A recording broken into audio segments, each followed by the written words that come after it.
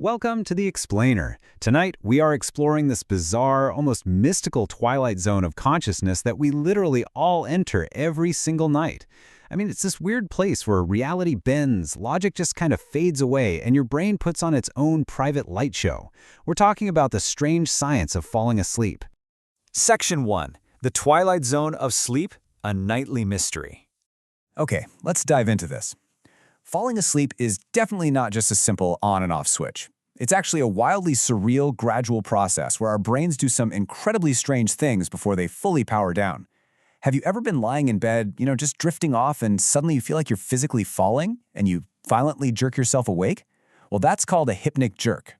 Or maybe you close your eyes and you see this cascade of floating geometric shapes, or literally the video game you've been playing all day. If you've experienced this, I promise you're not alone, and your brain isn't glitching out. This is a super well-documented stage of the human experience. In fact, this borderland of sleep has fascinated humanity for centuries. Really brilliant literary minds have meticulously documented these exact phenomena. Edgar Allan Poe, for instance, described these vivid fancies that appeared to him, quote, "only when I am on the brink of sleep, with the consciousness that I am so." Even the great Charles Dickens wrote about this very state in his novel Oliver Twist. He described these visionary scenes passing before our sleeping thoughts while the body is essentially held prisoner. Section 2. Defining hypnagogia, the threshold of consciousness. So, moving from those relatable literary quirks to the hard scientific definitions, what exactly do scientists call this chaotic transition period? Well, science gives us two very specific terms to map out the boundaries of sleep. First up, we have hypnagogia, which is the transitional state moving from wakefulness down into sleep. And this term was actually coined way back in 1848 by Louis Ferdinand Alfred Maury. On the flip side, moving from sleep back up to wakefulness is called hypnopompia, which is a term defined a bit later by Frederick Myers in 1904. But for this explainer, we're going to focus entirely on hypnagogia, that fascinating descent right into the dream world. Now, what's really interesting about this slide is the sheer variety of hallucinations that happen during this phase. A massive 86% of people experience what are called visual phosphenes. Those random speckles, geometric patterns, or moving tunnels of light. But it's not just visual. Some people experience exploding head syndrome, which, as crazy as it sounds, literally sounds like loud crashes or bangs right inside your head. You might even hear snatches of nonsensical speech, made-up names, or experience tactile formication, which is this bizarre tingling or numbness. And of course, there's that hypnic jerk we talked about, the classic falling sensation. Section 3. The Tetris Effect, Hijacking the Brain. Let's transition over to a highly specific and extensively researched phenomenon that occurs visually and physically right during hypnagogia. It's called the Tetris Effect. It happens when people spend a long time at a repetitive, new activity before sleep, and it just completely dominates their imagery as they grow drowsy. Basically, your brain is continuing to process these repetitive waking tasks right on the very edge of sleep. To bring this definition to life, researchers like Robert Stickgold have documented some incredibly specific physical examples of this. And it's not just seeing moving video game blocks behind your eyelids. Stickgold actually reported feeling the physical touch of rocks on his hands while falling asleep after a full day of mountain climbing. Or people who spend a day on a small boat.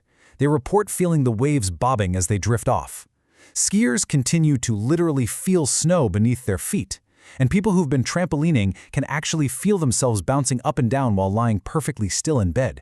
It's wild. And here is a truly surprising fact that shows just how deep this biological mechanism goes. The Tetris effect even occurs in amnesiacs who have absolutely zero conscious memory of the original repetitive activity. No way, right? They can play a game of Tetris, completely forget they played it, and still see the falling blocks as they enter hypnagogia. This tells us that this phenomenon is deeply physiological.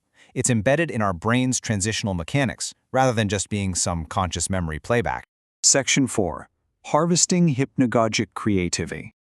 Now let's pivot the explainer from these weird anomalies to showcasing how history's greatest geniuses intentionally weaponize this bizarre state of mind. A researcher named Herbert Silberer described a psychological process he called auto-symbolism. Here's how it works. First, a person contemplates an abstract idea while awake. Second, as they enter the hypnagogic state, their ego boundaries loosen and their suggestibility really heightens. Finally, the brain naturally translates that abstract waking idea into a concrete, unfiltered visual image. So, logical thought literally transforms into fluid, hallucinatory problem solving. The most famous example of auto-symbolism in action is the 19th century chemist Auguste Coucquelet. He was really struggling to discover the molecular structure of benzene. Well, one night, while half sleeping in front of a fire, he entered a hypnagogic state and actually hallucinated molecules forming into snakes.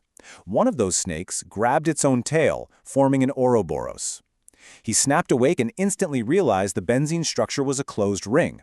A literal hallucination on the edge of sleep led to a massive scientific breakthrough.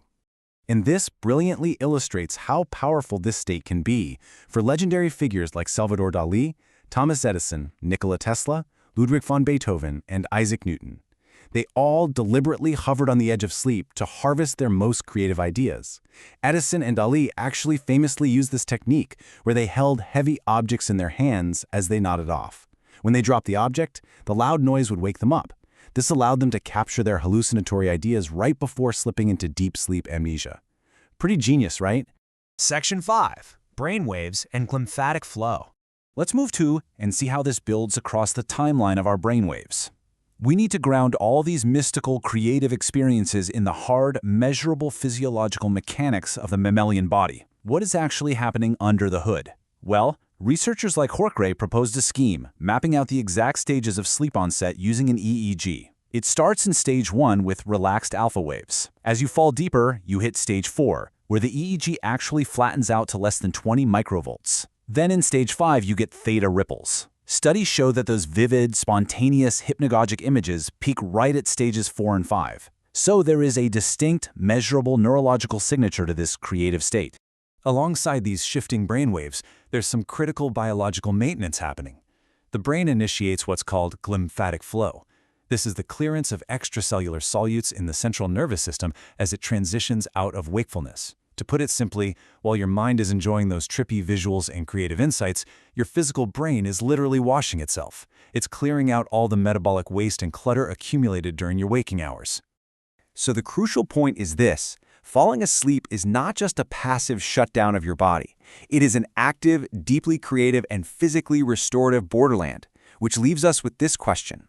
What untapped, genius potential is lying just on the edge of your own consciousness tonight?